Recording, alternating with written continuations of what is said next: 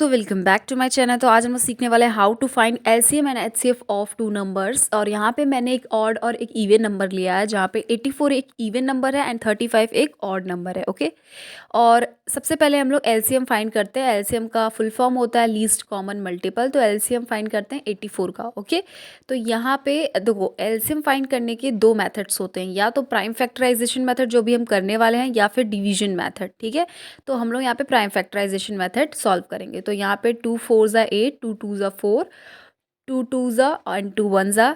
यहाँ पे 3 से जाएगा 7 टाइम्स में एंड 7 और 1 आ जाएगा। ठीक है, अब हम 35 का प्राइम फैक्टराइजेशन करते हैं। 35, तो सबसे छोटा नंबर 5, 7 ज़ा 35 एंड 7 एंड 1 आ जाएगा। ठीक है, अब यहाँ पे हम लोग ये सारे इधर जो है लिखे हुए, ये सारे क्या आपके फैक्टर्स हैं, उनको लिख लेंगे। 2 into 2 into 3 into 7 and at last 1 लिख लेंगे, 1। ओके, अब 35 के फैक्टर्स लिखते हैं, that is 5 into 7 into 1। Okay, अब इनमें हम क्या करेंगे, कॉमन ढूंढेंगे। That is least common multiple है, तो इसमें सबसे पहले हम लोग कॉमन मल्टीपल्स ढूंढ लेते हैं। तो यहाँ पे कॉमन 7 दिख रहा है हमें। ठीक है, और 1 भी आप कॉमन ले सकते हो। तो क्योंकि यहाँ पे लीस्ट कॉमन मल्टीपल है, इसलिए हमने कॉमन ले लिया मल्टीपल, दैट इज़ 7। अब जो भी हमने कॉमन लिया है उनको सिर्फ एक बार लिखेंगे, यानी 1 टाइम।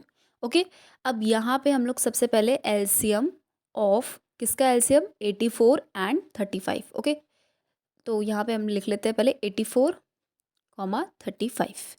तो इनका एलसीएम क्या होगा, जितने भी नंबर्स बाहर हैं कॉमन नहीं है उनको ले लेंगे, इंटू में 3 इंटू में 5, और जो कॉमन लिया है उसको सिर्फ एक बार लेंगे। ठीक है, इंटू में 7 और 1 भी ले लेंगे। ठीक है, क्योंकि ये भी तो कॉमन है एट द एंड। ओके, अब इनको क्या करते हैं, मल्टीप्लाई कर लेते हैं। अब यहाँ पे हो जाएगा, यहाँ पे हमारा 2 2 ज़ा 4, 4 3 ज़ा 12, 12 5 ज़ा 60 एंड 67 ज़ा 420। ओके, 420 को 1 से मल्टीप्लाई करेंगे तो 420 ही आएगा। तो यही हो जाएगा हमारा एलसीएम ऑफ 84 एंड 35। ओके, तो अब ये आई होप आपको समझ में आया होगा, क्योंकि ये बहुत ही सिंपल है। देखो, करना क्या था, सिंपली हमें कॉमन ले लेना था। जो कॉमन रहेगा उनको सिर्फ एक एक बार ही लेंगे। ठीक है, और जो बचे नंबर्स होंगे उनको भी लिख देंगे। ठीक है, और उनको मल्टीप्लाई कर देंगे, जो आएगा वही हमारा एलसीएम होगा। अब एचसीएफ फाइंड करते हैं 84 एंड 35 का। ठीक है, तो जैसे कि हमने इसको भी प्राइम फैक्टराइजेशन मेथड और डिवीजन मेथड से कर सकते हैं, तो अगेन हम यहाँ प्राइम फैक्टराइजेशन मेथड से ही करेंगे।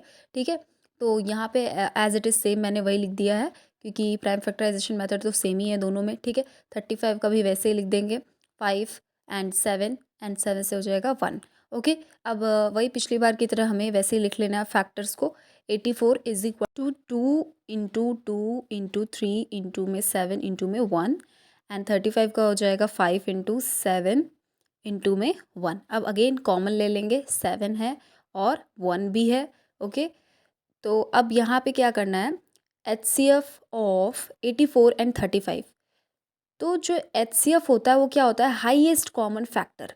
तो यहाँ पे 7 इंटू 1 हो जाएगा और 7 आ जाएगा। ठीक है, क्योंकि 7 क्या है, एक हाईएस्ट कॉमन फैक्टर है। मतलब 7 वो सबसे बड़ा फैक्टर है किसके बीच, 84 एंड 35 नंबर का, जो उनको डिवाइड करेगा विथ लीविंग रिमाइंडर 0। मतलब उनको पूरा पूरा डिवाइड कर देगा, और जब पूरा डिवाइड करता है कोई भी नंबर किसी को, तो उसका जो रिमाइंडर है वो हमेशा 0 आता है। ठीक है, तो यहाँ पे भी वही हुआ, हाईएस्ट कॉमन फैक्टर 7 है।